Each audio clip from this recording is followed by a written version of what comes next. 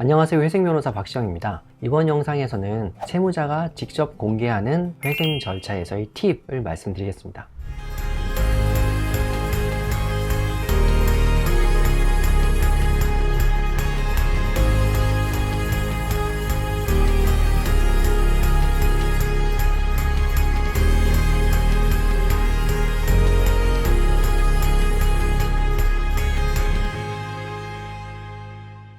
저희 네이버 카페 글을 같이 보면서 말씀드릴 텐데요. 이분은 저희 사무실에 의뢰를 하셨던 분이고 회생 절차에서 무사히 게시를 받고 지금은 인가까지 받으셨죠. 지금 변제 중이신데 본인이 느끼신 절차 속의 팁을 이렇게 자세히 남겨주셨어요. 그래서 같이 한번 보면 좋을 것 같아서 소개를 해보겠습니다. 안녕하십니까. 저는 로맨스 스캠 사기를 당했습니다. 신보기에서 신속 채무 조정 제도를 알아봤지만 최근 대출이라서 신청할 수 없었습니다. 동생과 함께 이 문제를 어떻게 해결할지 알아보다가 제 유튜브를 보셨다고 했고 이렇게 첫걸음을 시작하시게 되었습니다. 저는 당시 직장이 없었습니다. 그래서 오랫동안 안 했던 취업 준비를 하느라 애가 탔던 기억이 납니다. 이분이 한동안 무직 상태이셨다가 회생을 해야 되니까 어쩔 수 없이 취업 준비를 이제 하시게 되었습니다. 처음에는 본인이 원하셨던 직렬 위주로 준비를 하셨지만 그렇게 되지 않았고 회생을 빨리 시작을 해야 되기 때문에 바로 이제 취업을 하실 수 있는 과일을 판매하는 상회에 취업을 하셨습니다. 취업을 하시고 나서 이제 회생에 필요한 서류를 준비하시기 시작했죠. 2024년 4월 5일 법무법인 선경에 인감도장, 인감증명서 10장, 신분증 4본을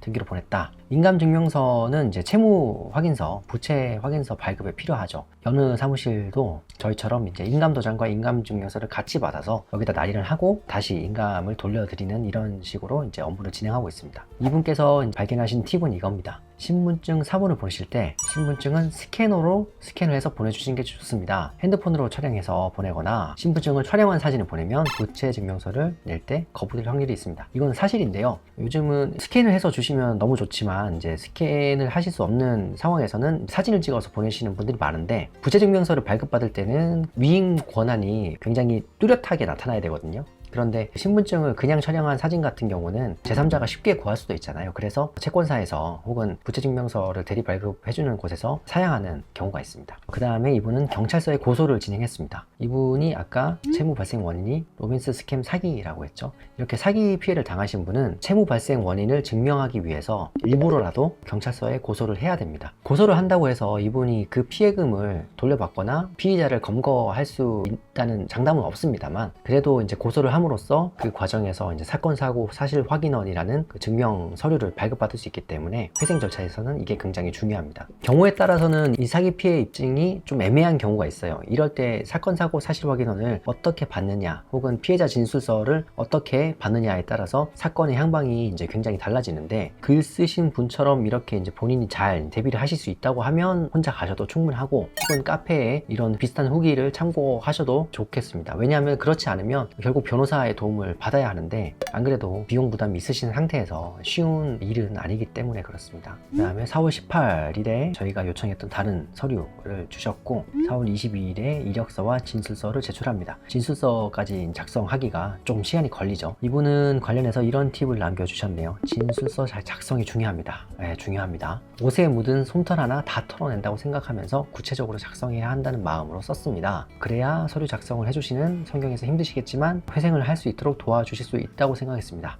이게 정확한 말씀입니다. 최대한 본인이 겪으신 일을 자세하게 써주시는 게 낫습니다. 간단히 써주시는 것보다 자세하게 써주는 게 훨씬 나은 게 왜냐면 저희는 그분이 겪었던 일을 세세하게 알 수는 없거든요. 누구보다 그 일을 잘 하시는 분은 그분이고 저희가 거기서 필요 없다고 생각하는 것들은 덜어내고 혹은 부족하다고 생각되는 부분은 더 요청하는 게 낫지 간단하게 써주시면 저희도 거기서 어떻게 더 보태거나 하기가 힘들기 때문에 사건 파악도 힘들고요. 힘들고 어려우시더라도 최대한 자세하게 써주시는 게 올바른 방법인 것 같습니다. 그 다음에 고소를 하고 나서 피해자 진술서, 고소인 진술을 하기 위해서 경찰서에 출석을 하셨어요. 준비 서류로 사기당한 금액이 찍힌 계좌 거래 내역, 사기당한 금액과 계좌번호, 거래 내용, 그리고 채팅 내용 캡처본 이런 거를 가지고 가셨다고 했어요. 이분은 스스로 준비를 굉장히 잘하신 거죠. 왜냐면은 경찰서에 가서 진술을 하시더라도 결국은 증거를 같이 내야 이제 원활한 조사가 되고 그런 조사 내용이 진술서에 이제 잘 반영이 되는데 이분은 이런 자료를 굉장히 세세하게 그리고 상대방의 입장에서 여기서 상대 상대방은 수사관이 이해하시기 편하게 이렇게 준비를 해 가셨기 때문에 결국 이런 것들이 진행에 굉장히 도움이 됐다, 이렇게 보고 있습니다. 이분도 이렇게 표현을 하셨어요. 이렇게 서류를 정리하고 수사관님께 보여드리니 조사하는 과정이 물 흐르듯이 술술 진행되고 있다는 느낌이 들었습니다. 조사가 끝나고 바로 사건 사고 사실 확인원까지 받을 수 있었습니다. 이후에 1년간 대출금 사용처 작성을 해주셨고 이외에 세세한 서류까지 준비를 마무리해 주셔서 4월 25일 바로 접수에 들어갔습니다. 접수하자마자 사건 번호는 나온다고 말씀을 드렸죠. 그러고 나서 아마 금지를 받으셨을 거예요, 이분이. 그리고 5월 7일 한 2주 정도 지난 시점에서 보정이 나왔습니다. 보정의 내용은 지방세 세목별 과세증명서, 이륜 자동차 대장, 그리고 무상거주 사실 확인서, 그리고 뭐 이런저런 급여 명세서나 거래 내역서를 내라는 이제 보정이 나왔죠. 이 보정을 보면서 느끼실 수 있는 공통점이 있습니다. 바로